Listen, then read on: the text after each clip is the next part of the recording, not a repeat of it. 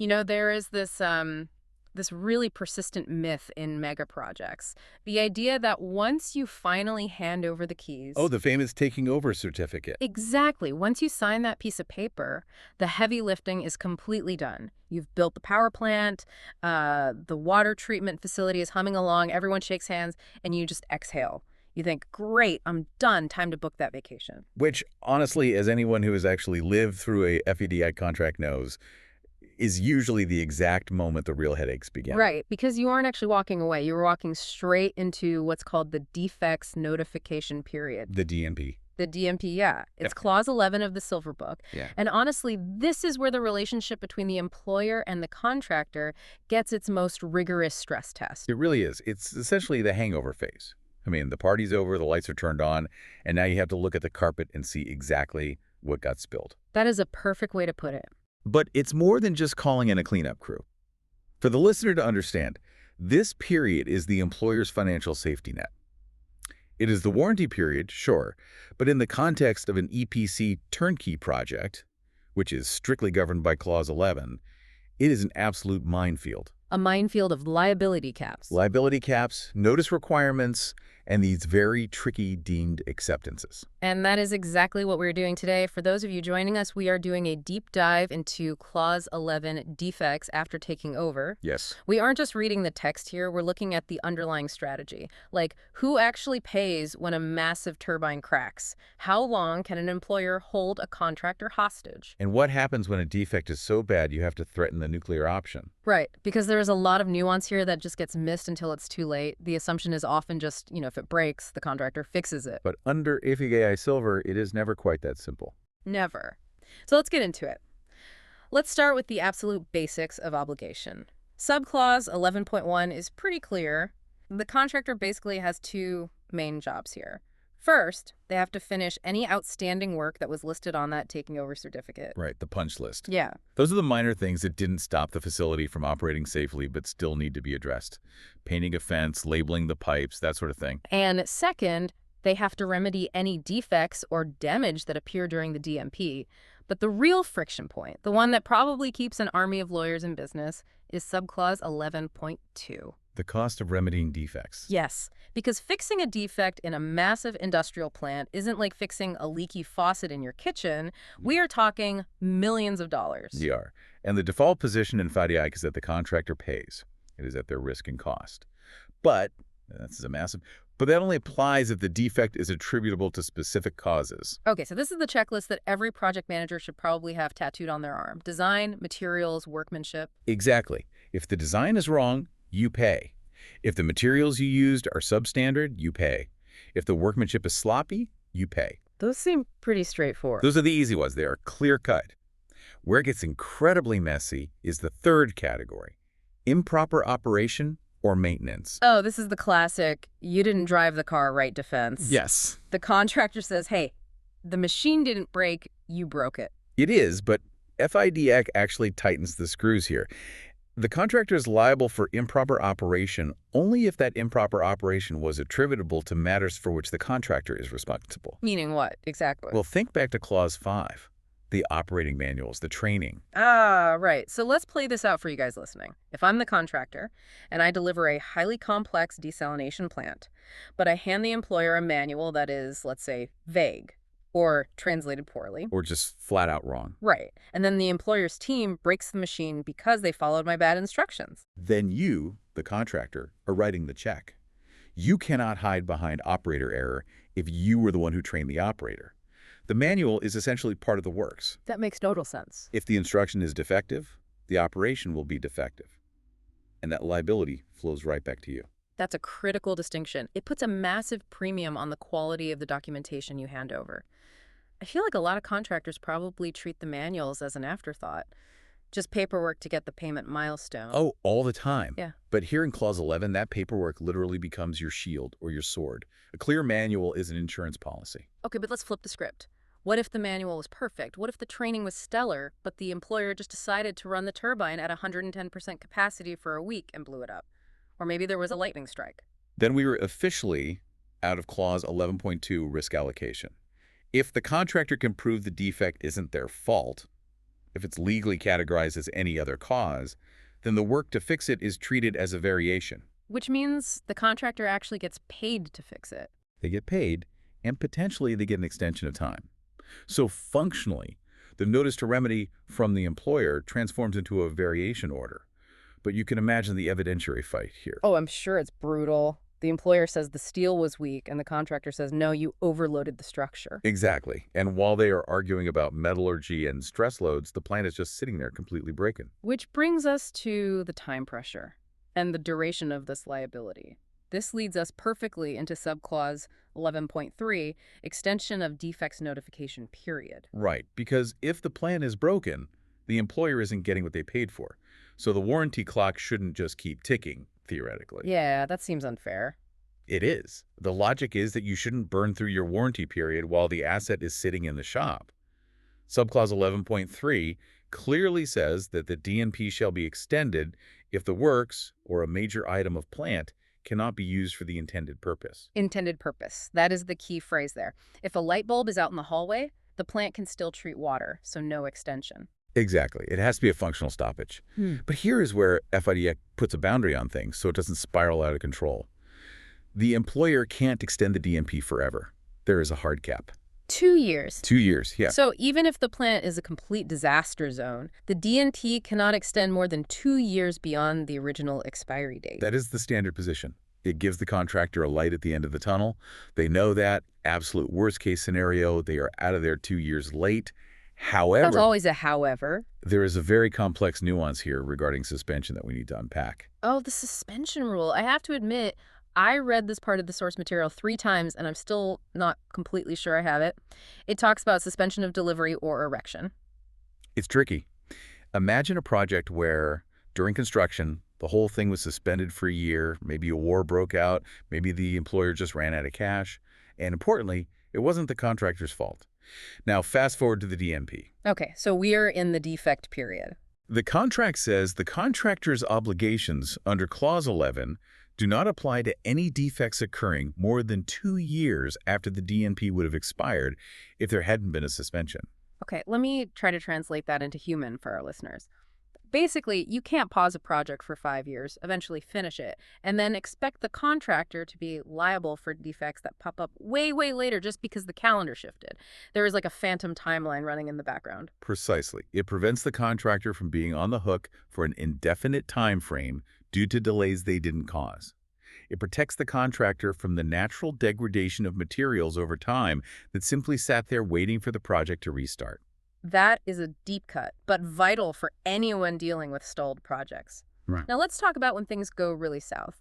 The contractor receives a notice to fix a defect, and they just don't. They ignore it. Right. Maybe they are insolvent, maybe they are fiercely disputing it, or maybe they just ghost the employer. What can the employer actually do? This is subclause 11.4, failure to remedy defects. And FIDIC is very procedural here. The employer cannot just sue immediately or lock them out. They have to fix a date. They have to send a formal notice saying, you have until this specific date to fix it. And they have to be reasonable, right? You can't say, fix this massive generator by tomorrow morning. Correct. It has to be a reasonable time. But if that date passes and nothing happens, the employer has 4 options, and they range from annoying to catastrophic. Let's skip the small ones first. We know they can hire someone else to do it and charge the contractor. That's standard. Or they can agree to a reduction in the contract price, basically saying, fine, it's broken, give me a huge discount. Right. Option 3 is treating it as an omission. Just cut that defective part of the scope out entirely. But look at the bottom of that list. Option 4. The nuclear option. Termination. Oh, wow. If the defect is so severe that it deprives the employer of substantially the whole benefit of the works, they can terminate the contract as a whole. Substantially the whole benefit, that is a very high bar, isn't it? It is an incredibly high bar. You can't terminate a billion-dollar refinery contract because the break room air conditioning is weak. Right. It has to be fundamental non-performance. The facility basically doesn't do what it was built to do. But if you cross that line, the consequences are absolute. What happens? The employer recovers all sums paid for the works. All of it. All of it, plus financing charges, plus the cost to dismantle the site and clear it. Let's just pause on that for a second so you all can grasp the scale of this. We are talking about a total unwind. The contractor has to pay back every single dollar they ever received, plus interest, and then pay to tear the building down. That is the risk profile. Yeah. It is a complete reversal of the transaction. It is designed to be terrifying because it's the ultimate lever to force a contractor to come back and fix their mess. It means certain bankruptcy for almost any contractor. It effectively erases the project from history, financially speaking. That puts the simple notice to remedy in a whole new light. If you ignore it, you aren't just risking a fine. You're risking existence. Correct. Which is why smart contractors take 11.4 very, very seriously. Let's step back from the edge of the cliff and look at the logistics of actually doing the repairs. Because sometimes you have to take things apart to fix them. Subclause 11.5 covers remedying of defective work off-site. Practicality matters here. If a massive turbine rotor is unbalanced, you can't just fix it in the parking lot with a wrench. You need to ship it back to the factory in Germany or wherever. But the employer is often very nervous about letting extensive equipment leave the site. Yeah, they've paid for it. It's their property now. Exactly. They don't want someone saying, hey, I'm just taking this $1 million generator for a ride. I'll be right back. Precisely. So the contractor needs consent with a capital C. They have to provide a detailed notice, where it's going, how it's getting there, the transport insurance, the testing plans, and exactly when it's coming back. And there's a financial leash tied to this too, isn't there? A very clever one. The employer can require the contractor to increase the performance security by the full replacement cost of that item before it leaves the site. That is incredibly smart. It's like saying you can take the TV to the repair shop, but leave a deposit equal to the price of a brand new TV. It completely stops the contractor from holding the equipment hostage or losing it in transit. It keeps the asset protected even when it's physically not on the employer's land. Now, once a defect is fixed, whether it was on-site or off-site, you have to actually prove it works. That brings us to subclause 11.6. Further tests after remedying defects. This essentially mirrors the original testing procedures. The contractor fixes the problem, then gives a 7-day notice to retest. And I want to highlight something that keeps popping up in this text. The word deemed. FIDI seems absolutely obsessed with preventing bottlenecks. That is one of the Silver Book's greatest strengths. It hates stalemates. Under 11.6, if the contractor sends that notice saying we are ready to retest and the employer says nothing for 14 days. They're deemed to have agreed to the tests, so the contractor can just proceed. They can proceed, and the results will be binding. It stops the employer from playing the silent treatment game to deliberately delay the process. Oh, and of course, the party liable for the defect is the one who pays for these retests. Naturally. And moving to subclause 11.7, right of access, we see another balancing act. The contractor needs to get in to fix things, but the employer is trying to run a commercial business. It is a delicate balance. The contractor has a right of access until 28 days after the performance certificate is issued. But, importantly, it is subject to reasonable security restrictions. You can't just waltz into an active chemical plant whenever you feel like it. But what if the employer abuses that? Like, oh, sorry, you can't come in today or tomorrow. Meanwhile, the contractor is racking up penalties for not fixing the defect on time. That's a common tactic to squeeze the contractor. But if the employer unreasonably delays access and the contractor loses money because of it, the contractor can claim cost plus profit. So the employer has a real financial incentive to let them in and get the work done. Now, here is one of my favorite headings in this whole section. Contractor to search. Subclause 11.8. It sounds like the title of a detective novel. It effectively is. Sometimes something breaks and nobody actually knows why. Is it a design flaw? Is it operator error? A ghost in the machine. Right. The plant is underperforming, or there's a strange vibration in the floor, but the actual cause is hidden deep inside the works. So the employer can instruct the contractor to play detective. Open up the foundations, x-ray the welds, find the smoking gun. But this is a gamble for the employer, isn't it? Because searching isn't free. Right. Digging up a reinforced concrete foundation is hugely expensive. It's a massive gamble. The payment logic here completely follows the findings. It's like a wager. If the contractor searches and finds a defect that is their fault, say bad welding, then the contractor pays for the entire cost of the search. Okay, but if they tear the machine apart and find out that it was actually a manufacturing defect in a part the employer supplied themselves, or maybe it was just normal wear and tear, then the employer pays for the search, plus profit. So an employer really needs to be confident before they order a contractor to start dismantling finished working sections of the plant. You definitely don't want to pay a premium plus profit just to be told, yeah, it broke because you didn't change the oil. Exactly. It forces the employer to do their own due diligence before aggressively pointing fingers. I like that. It keeps everyone honest. It does. All right, we are nearing the end of the journey here. Subclause 11.9, the performance certificate. This is the holy grail for the contractor. It is the only document that actually constitutes acceptance of the works. Taking over, which we talked about earlier under subclause 10.1, is really just transferring possession. It's handing over the keys. But the performance certificate means you are done. The contract obligations are fulfilled. And when exactly do you get this golden ticket? It must be issued within 28 days after the DNP expires, assuming, of course, all defects are fixed and all required documents have been supplied. And employers hate issuing this, right? Because once they sign it, they lose a lot of leverage. They can't just make a claim on the performance security anymore. Oh, they drag their feet. They always want to hold it back just in case something else breaks. But here is where our favorite deemed provision makes a glorious return. The automated closure mechanism. Exactly. If the DNP has expired and the contractor has supplied all the necessary documents, if the employer doesn't issue the certificate within those 28 days, it is deemed to have been issued automatically. I love that. It totally prevents the employer from holding the contractor hostage indefinitely. The contract forces the project to officially end whether the employer likes it or not. Precisely. Without it, projects would stay in administrative limbo for years. But, and here's the final twist of the knife. Is it really the end? Subclause 11.10 is titled Unfulfilled Obligations. That sounds incredibly ominous. It's the yes but clause. It explicitly says the contract remains in force for any unfulfilled obligations. If you promise to do something and haven't done it, the certificate doesn't just magically wipe the slate clean. This is the part that keeps risk managers staring at the ceiling at night. The performance certificate is issued, the keys are handed over, but the liability tail for plant defects is generally tapped at 2 years post-DNP. Generally, yes. That is the sunset clause. 2 years after the DNP ends, you should theoretically be safe. The employer can't come back 3 years later and say, hey, this underground pump failed. Unless you committed fraud. Yeah. Or gross negligence. Or reckless misconduct. And that's the provocative thought I want to leave you with today. For everyone listening, think about this. We have these very strict time limits built into the contract, 28 days for this, 2 years for that.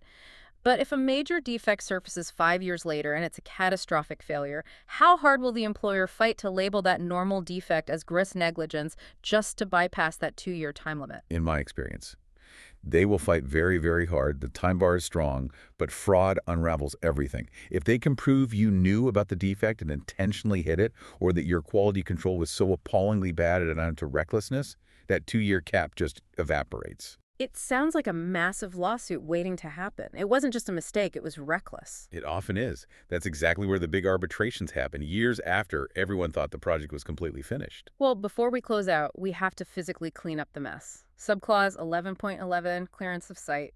The party is over, go home. And take your trash with you.